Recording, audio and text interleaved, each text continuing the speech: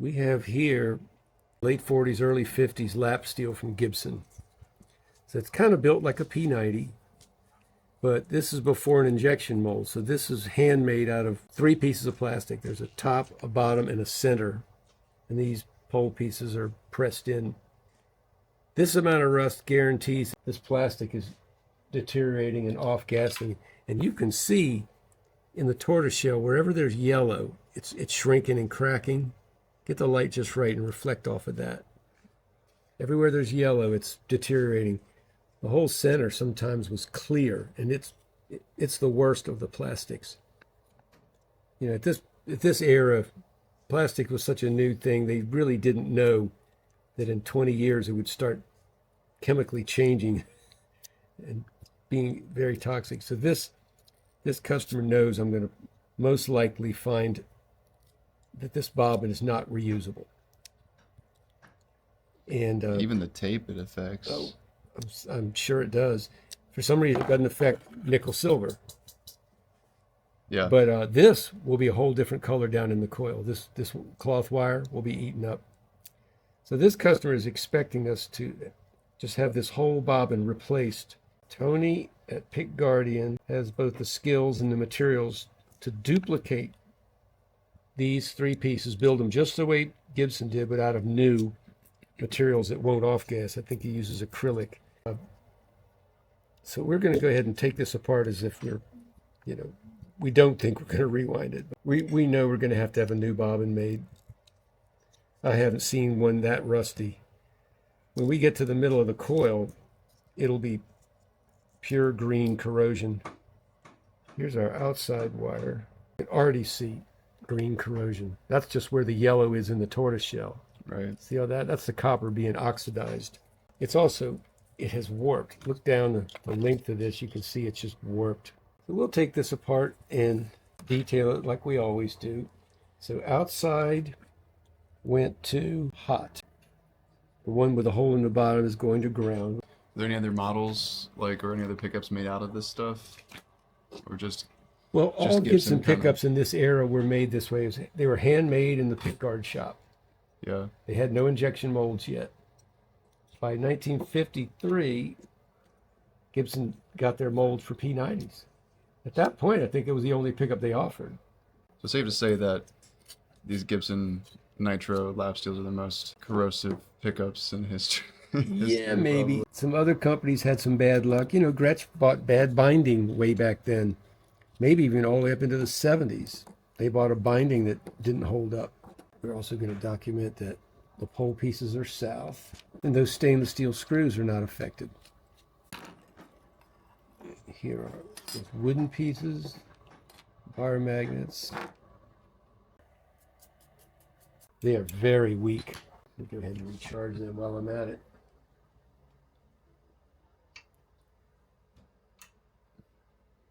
And the corrosion won't do that, though, right? Or right. Weaken them? These are just not strong magnets. They were pretty much fully charged. No, the corrosion's not going to affect magnetism. Usually heat, improperly storing them with other magnets too close. Yeah. Shock, you can bang on them with a hammer and it does damage to them. It's okay to let magnets stick together because then it's north and south and they reinforce each other that way. But if you push them together south to south or north to south, I don't think those are original, but these are. These came with it. So we're going to reuse all of that stuff. There's nothing wrong with this lead, I don't think. We're going to reuse that. That's why it's wrapped around about 12 times.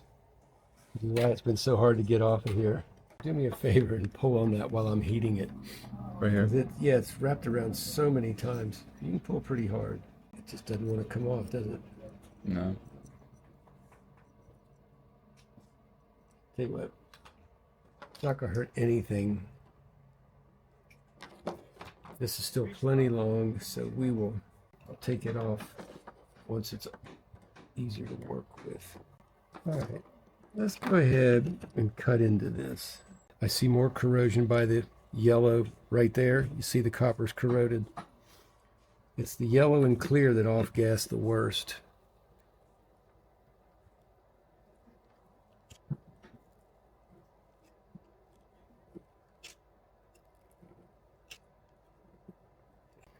Yeah, we're seeing more corrosion.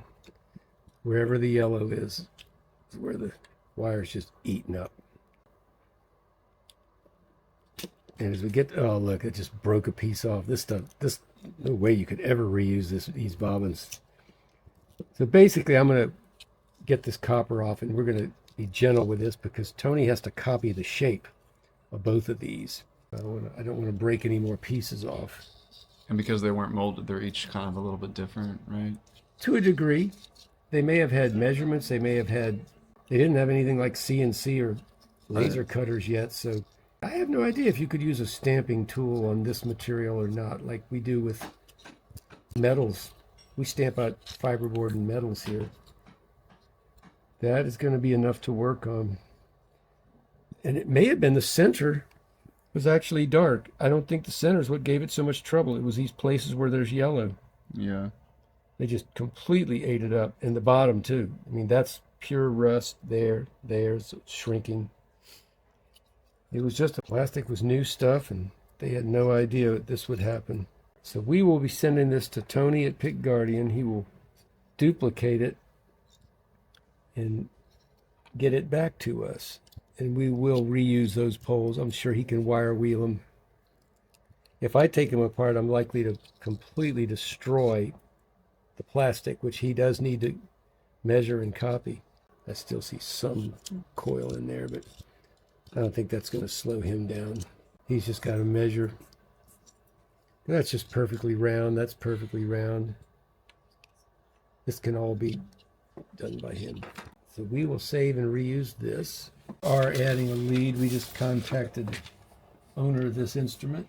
So we had Tony at Pickguardian make a duplicate of the plastic. These are the original pole pieces.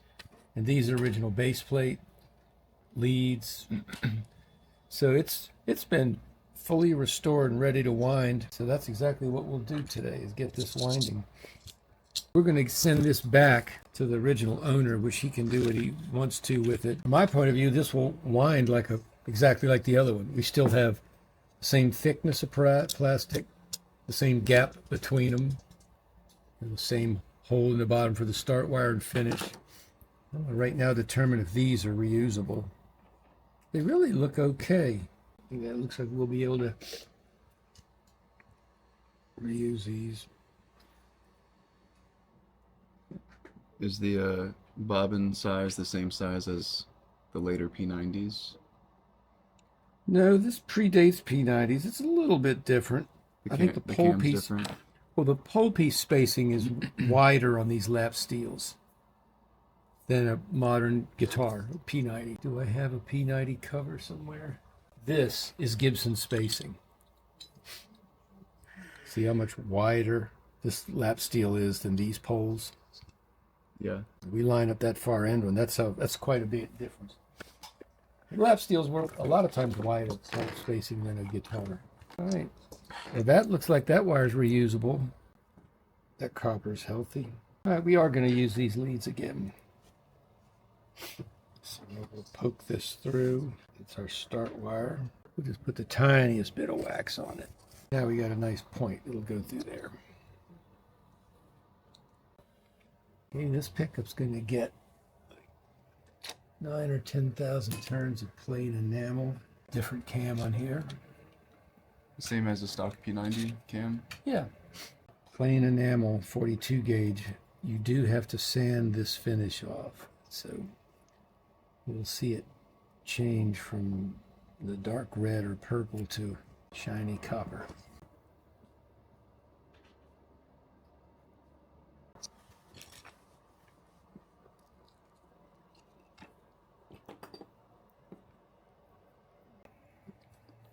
Does it have similar turns to a stock P90 as well?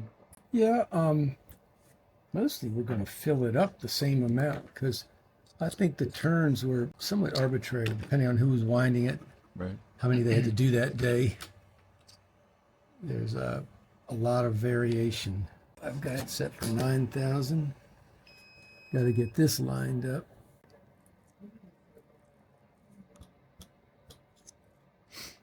That looks right.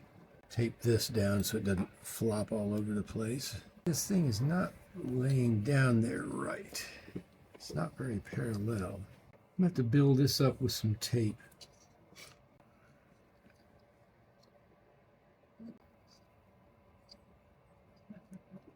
A lot better. Okay. Start this machine rolling.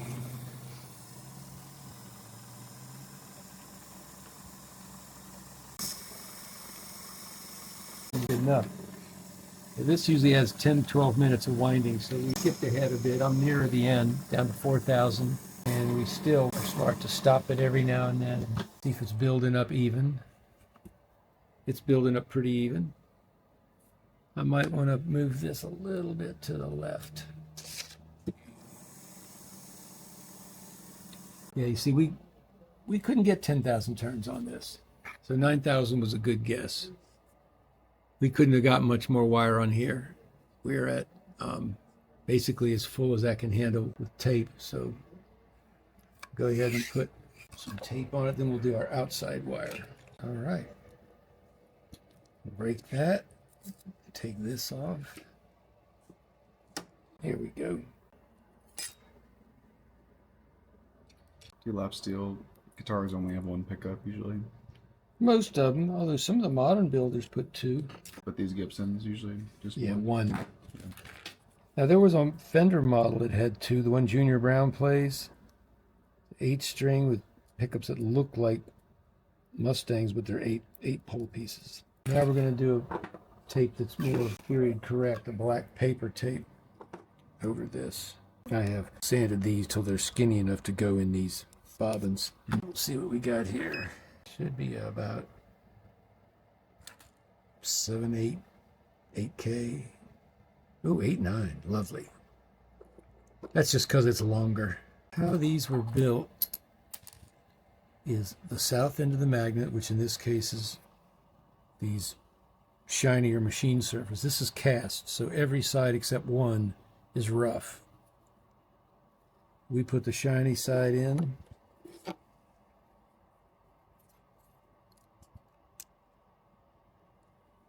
These wooden pieces.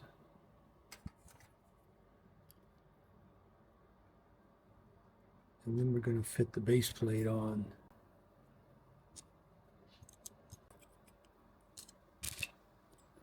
I may have to widen that hole a little bit. So that screw is 139.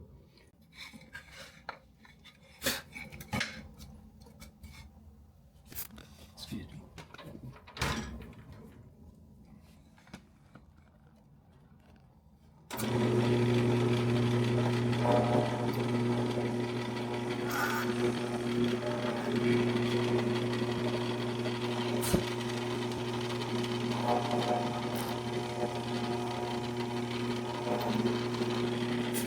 Went down about 15 or 20 thousandths so that this wouldn't crack the plastic. Right, that's nice and tight. Next we'll call the customer and see if the lead is still in the guitar or is it just missing. Provide a lead if they need it.